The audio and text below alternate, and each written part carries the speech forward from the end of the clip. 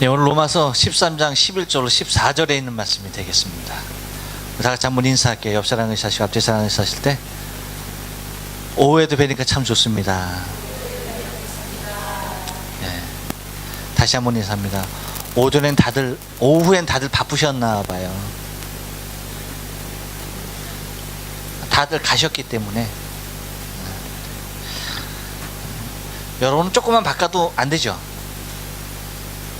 헷갈리시죠? 무슨 말인지 아직도 잘 이해가 안 가는 것 같아서 오늘 그 청년의 특성 봤는데 변함없었어요. 변함없이 여자들 목소리는 크고 우리 한월 군의 목소리는 그냥 비디오답게 이렇게 서 있었어요. 그리고 이렇게 이제 앞으로는 이렇게 혼자 세우지 마세요. 가운데다 이렇게 좀 집어 넣어 주세요. 조금 이렇게 산 모양이 되더라도 좀 이렇게 가운데 있게 해서 노래하도록 하세요. 너무나 외로워 보여. 간격이 이렇게 구분이 좀 없으면 그나마 날 텐데, 아유, 꼭 거리나 도 나온 느낌이야. 윷놀이 할 때 그 느낌이야. 그래요. 이렇게 다 윷이 되든지 뭐가 되든지 아니면 개가 되든지 그래야 되는데 이건 도 아니면 거리야. 그렇죠? 그런 것 같아. 그러니까 좀 그렇게 혹시 이 얘기가 모르시는 분들은 청년의 특성을 참고하시면 이해가 될 겁니다. 자, 여러분, 인간이 삶을 살아갈 때에 추구하며 사는 것이 있습니다. 무엇을 위하여 살까? 사람은 무엇을 위하여 살까? 이렇게 물어보면 꼭 앞에 있는 분들이 눈을 안 마주쳐요. 왜냐하면 이제 그래도 외면하고 있는 걸 보면 지금 이제 뭐 하느냐면 뭘까? 그거 이제 생각하고 있는 중이에요. 생각했을 테니까 물어봐야죠. 그래야 될 것 같아. 소윤아,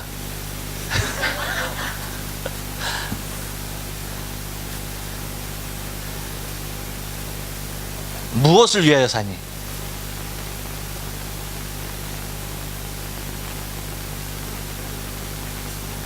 목표를 위해서 살아. 그래. 그럼 목표는 뭐니? 단계를 밟아가. 그러면 그 단계가 어떻게 나눠져 있니?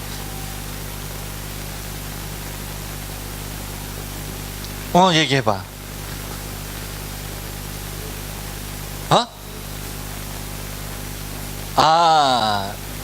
의대, 의사, 그 다음에 의료 선교, 그 다음에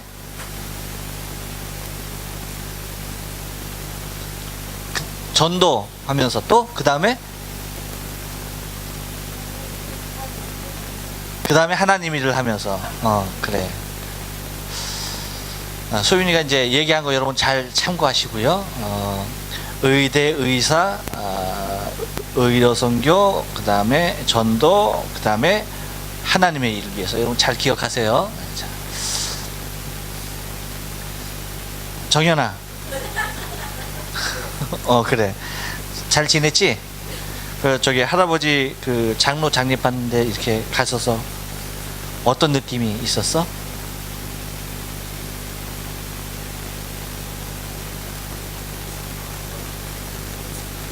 할아버지 뭐? 할아버지가 많이 늙으셨다? 그래. 근데 네가 그렇게 컸는데 그럼 할아버지가 많이 늙으셨겠지. 그래. 너 굉장히 컸다고 그러지, 그치? 사람들이, 그치? 깜짝 놀라지? 그만큼 이제 또 할아버지를 오랜만에 본 사람도 깜짝 놀라지. 할아버지가 너무 많이 늙으셨다. 그래. 넌 그렇게 할아버지가 많이 그 연로하신 것을 보면서 너는 무엇을 위해 산다라고 생각을 하니?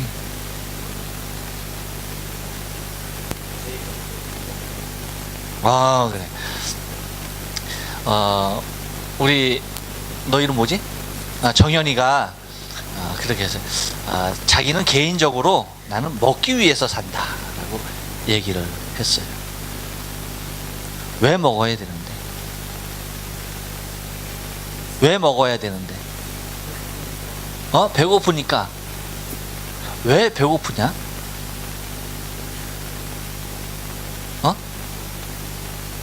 왜 배고파? 장기가 소화를 하니까. 그놈의 장기는 왜 맨날 소화만 시키고 있다냐? 하나님이 그렇게 만드셨으니까. 그래요? 여러분, 우리 정연이가 얘기한 거 잘 기억하세요. 먹기 위해서 살고, 배가 고프니까, 장기가 소화를 시키니까, 하나님이 그렇게 만드셨으니까. 네. 잘 기억하세요. 예진아, 무엇을 위해서 사니? 모르겠어요. 왜 모르겠니? 아직 그렇게 안 살아봐서. 그럼 지금까지 무엇을 위해서 살았니?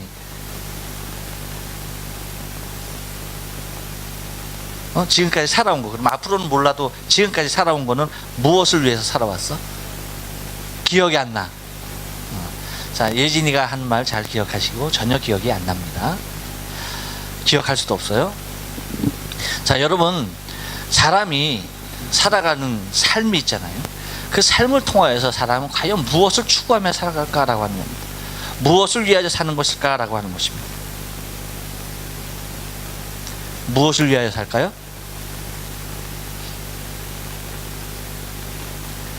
모르면은 우리는 성경을 좀 참고해야 돼요. 오늘 본문 말씀을 우리가 여러분 좀 읽어보면은 그 14절 말씀, 이제 14절 말씀을 제가 먼저 좀 여러분에게 이렇게 끄집어 올려서 여러분에게 좀 말씀을 드리면, 오직 주 예수 그리스도로 옷 입고, 그 다음에 뭐라고 얘기하는 거니? 정력을 위하여 육신의 일을 도모하지 말아라 라고 얘기합니다. 이 얘기는 뭐냐면, 사람이 무엇을 위하여 사는가 라고 할 때에 사람이 추구하는 것이 있습니다. 그것은 다 치우쳐서 육신의 일을 도모합니다. 무엇을 도모한다고요? 육신의 일을 도모합니다. 근데 그 육신의 일은 대표적인 것이 무엇이라고 기록하고 있는 거니? 이거라고 얘기하고 있어요. 정력을 위하여 라고 얘기합니다. 육신이 추구하는 것 따지고 보면 다 정력을 위한 것이다 라고 그렇게 기록을 하고 있어요. 그래서 오직 그리스도로 옷 입고, 예수로 옷 입고서 우리가 추구해야 할 것은 육신의 정력을 위하여 육신의 일을 도모하지 말라라고 그렇게 기록을 하고 있는 것을 바라보게 됩니다. 오전에 여러분에게 말씀드린 것은 사람이 원래 이랬던 것은 아니죠.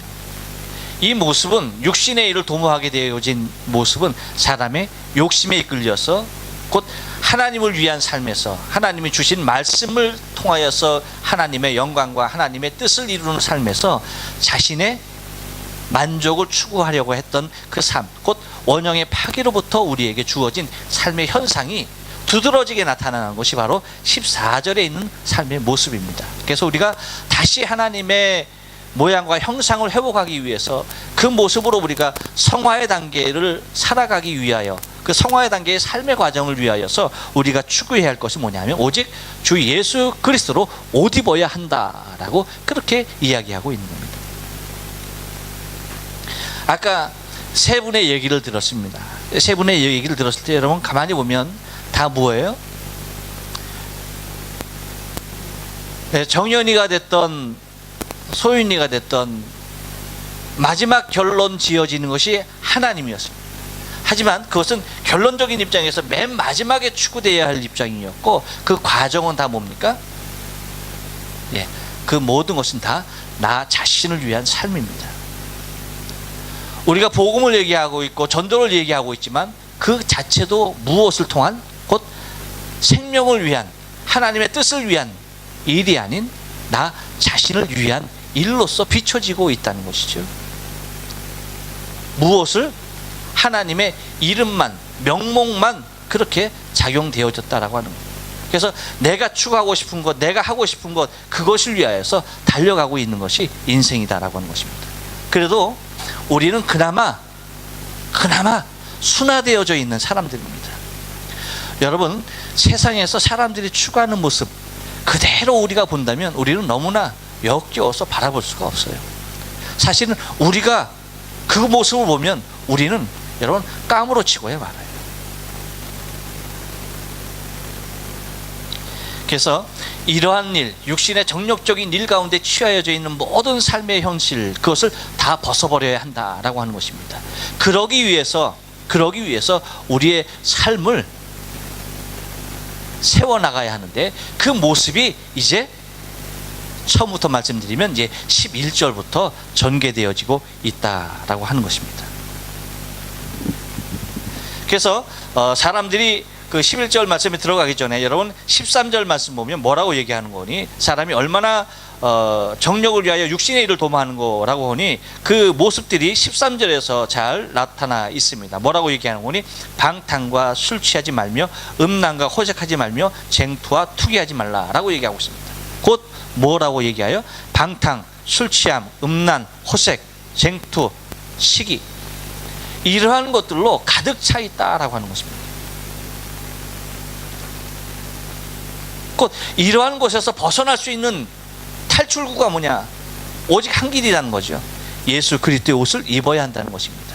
그렇지 않고서 인간은 모두 다 이 길을 갈 수밖에 없다는 거예요. 곧 범죄한 인간들의 전형적인 모습이라는 것이죠. 범죄한 인간이 갈 수 있는 길은 이 길밖에 없다는 거예요. 그렇다면 우리는 의심을 갖게 되죠. 그렇다면 정말 이 땅에 선한 사람은 없는 것인가? 다 그렇게 치우쳐서 악을 행하는 것일까? 라고 하는 것입니다. 시편 14편에 보면 다윗이 이렇게 고백합니다. 어리석은 자는 그 마음에 이를 하나님이 없다 하는도다 라고 하면서 저희는 부패하고 소행이 가증하여 선을 행하는 자가 없도다 라고 얘기합니다. 그러면서 뭐라고 얘기하는 거예요? 3절에 보면 다 치워서 함께 더러운 자가 되고 선을 행하는 자가 없으니 하나도 없도다. 그러니까 눈 씻고 찾을래야 찾을 수가 없다라고 얘기합니다. 그러면서 5절 말씀 보면 그렇게 얘기했죠. 저희가 거기서 두려워하고 두려워하였으니 하나님이 의의 세대에 계심이로다. 하나님이 계신 곳은 곧 의의 세대 가운데 계시다라고 그렇게 말을 하고 있죠. 곧 악으로부터 벗어난 그 세대 가운데 하나님이 거하신다라고 하는 것입니다. 그러니까 정말 제정신으로 의를 도모하며 살 수 있는 사람은 있지 않다는 겁니다. 혹시 설사 있다 하더라도 무엇을 위한 것입니까? 궁극적으로는 자신의 영광입니다. 선을 행하는 모습 얼마든지 많이 있어요. 얼마든지 찾을 수 있습니다. 얼마든지 표면적으로 나타나는 일들이 많아요. 그런데 그 내부를 심도 있게 관찰해 보면 다 무엇이다? 예, 자신의 영광으로 가득 찬 일로 차 있다라고 하는 것입니다. 그러니까 그 중에 정말 선을 행하는 사람을 찾는다는 것은 기적과도 같습니다. 그래서 우리가 이 모습에서, 이러한 방탕한 삶에서 벗어나서 수고해야 할 의를, 예수 그리스도의 옷을 입어야 하는데, 그러기 위해서는 우리가 때를 알아야 한다는 거예요. 11절 상반절의 말씀 보니까 뭐라고 말합니까? 또한 너희가 이 시기를 알거니와 자다가 깰 때라고 얘기합니다. 지금은 어느 때라고요? 깰 때다. 깰 때. 자고 있다가 깰 때가 벌써 되었다라고 얘기합니다. 근데 이 얘기는 무슨 얘기를 하는 겁니까? 아직도 자고 있는 사람이 있다 없다? 있다. 지금은 깰 때임에도 불구하고, 지금은 낮임에도 불구하고 지금 자고 있는 사람들이 있다는 겁니다. 무엇을 얘기하는 거예요? 영적으로 우리가 깨어있지 아니하면 안 되는 시기 가운데 있다는 겁니다. 날이 얼마 남지 않았다는 겁니다. 우리가 깨어서 일할 날이 얼마 남지 않았다는 겁니다. 그래서 11절 하반절의 말씀 보니까 이렇게 얘기해요. 이는 이제 우리의 구원이 처음보다 가까웠음이로다 라고 얘기합니다. 이 얘기는 뭐예요? 하루하루 왜 깨어있었느냐, 깨어있는 그 모습을 통하여서 우리는 하루하루 천국이 가까워야 한다는 겁니다. 여전히 멀리 있는 천국이 아니다는 거예요. 여러분, 천국이 손에 잡혀요? 천국이 보입니까? 천국이 날마다 여러분의 삶 가운데 체험되어지고 있나요? 분명히 말합니다. 천국은 어제보다 오늘보다 내일이 더 가깝다는 것입니다. 항상 더 가까이 온다는 거예요. 우리가 산 만큼 가까이 온다는 것입니다. 이 말씀이 기록된 이후로 얼마나 가까워졌습니까? 여러분, 천국은 2000년이 가까워졌습니다. 2000년 전에도 천국이 가까웠다고 하면서 자신의 삶을 깨어서 지켰던 믿음의 선진들이 있는데, 하물며 여러분, 그들보다 2000년 가까워진 천국 앞에 사는 우리의 삶이 지금도 자고 있다고 한다면 우리의 신앙에 심각한 경종을 울리고 있는 말씀이 아닐 수가 없다는 것이죠. 그러므로 날마다 새로운 신앙의 삶을 사모함으로 덧입어 가야 한다는 것입니다. 그래서 13절에서 뭐라고 얘기합니까? 그래서 그렇게 얘기하는 것입니다.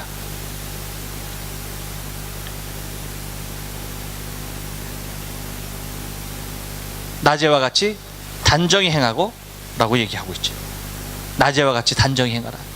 곧 지금이 그 낮에 빛 대신 그리스도 예수의 옷을 입고 단정히 행하여야 할 때다라고 얘기합니다. 여러분, 우리가 그 시대마다 독특한 문화가 있는데, 특별히 여러분, 한국에서 심각한 문화적인 충격으로 다가오고 있는 것이 뭡니까? 어떤 문화? 곧 복음이 흐려지게 하는 가장 두려운 것이 뭐냐? 우리가 감각을 잃어가게 만드는 것이라는 얘기죠. 처음엔 느끼지 못했던 거예요. 그런데 어느덧 우리 앞에 다가와 있다는 거예요. 그래서 교회 안에서도, 우리 신앙생활 안에서도 세속적인 문화가 우리 안에 얼마나 많은 모습으로 다가와 있는지 몰라요. 그래서 그것이 그냥 우리의 신앙의 삶 가운데 자연스러운 모습으로 신앙과 희석되어져서 그렇게 살아가고 있다는 것이죠. 그래서 여러분에게 지난주에 말씀드린 대로 우리가 정결한 신부의 옷을 입지 않으면 안 되는 것이 무엇이냐? 우리가 하얀 신부의 옷을 입지 않으면 안 되는 것이 무엇이냐? 곧 확인이 될 길이 없다는 거예요. 하얀 옷을 입어야만이 내가 때가 묻었는지 안 묻었는지 우리 자신을 분별해낼 수 있다는 겁니다.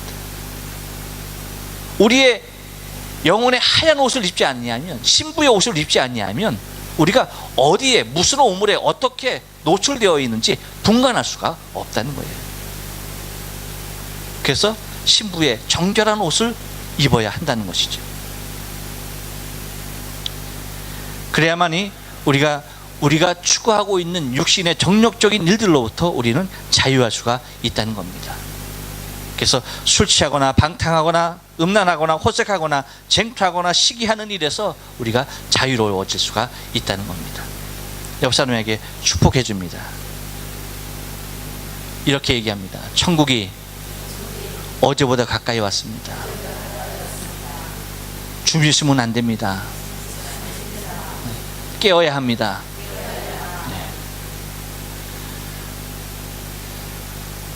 오늘 찬양하면서 열심히 주무신 분이 계시더라고요. 근데 주무시면 안 됩니다. 깨어 있어야 됩니다. 은혜예요. 주무시면서도 연주가 된다는 게 참 기적입니다.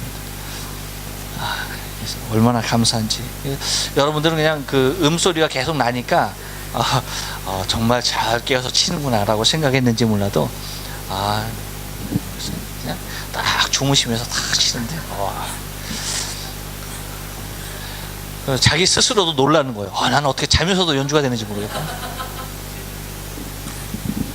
스스로 놀라죠. 그 음이 나갈 때 되면 그 음이 그냥 나간다는 거예요. 손가락이 간다는 거예요. 경지에 이르렀죠. 우리의 신앙이 그래야 합니다. 우리 신앙이 그래. 우리 신앙이 그래야 돼. 자는 것 같지만 깨어있는 사람, 깨어있는 듯 하는데 자고 있는 영혼이 되면 안 돼요. 주무시는 것 같은데 정말 주님 오실 그날을 사모함으로 살아가는 사람이구나. 그래서 여러분, 우리는 아무도 몰라요. 나 자신도 모르는 거예요. 그렇기 때문에 우리에게 주의 은혜가 필요한 겁니다. 주님 오셨을 때에 누구도 모르는 거예요. 우리 스스로가 구원을 장담하지만 여러분, 주님이 우리를 무엇으로 봐주실까? 거기에 우리가 신경을 맞춰야 돼요. 왜? 나는 나 스스로에게도 속고 있어요. 사단이 여러분, 내 옆에 있는 사람만 속이는 것이 아니에요. 나만 속이는 것이 아니에요. 우리 스스로가 우리의 믿음 가운데 속고 있을 수도 있다는 거예요. 그래서 우리가 항상 이러한 여러 가지 세상의 죄악에서 혼탁하여진 그러한 모습에서 구별될 수 있는 길, 그것은 주님 바라보고 주님 옷을 입는 것입니다. 뭐라고 말합니까? 오직 주 예수 그리스도로 옷 입어라. 할렐루야. 옆 사람에게 축복합니다. 예수로 말미암아 옷을 입읍시다. 그렇습니다. 오직 주 예수 그리스도로 옷 입고 우리의 정력적인 모든 것을 십자가 앞에 내려놓고 주님 바라보시고 다시 오실 주님, 그 주님만을 소망하며 나갈 수 있는 저 여러분의 신앙의 삶 되어지길 주님의 이름으로 축원합니다. 네, 기도하십니다.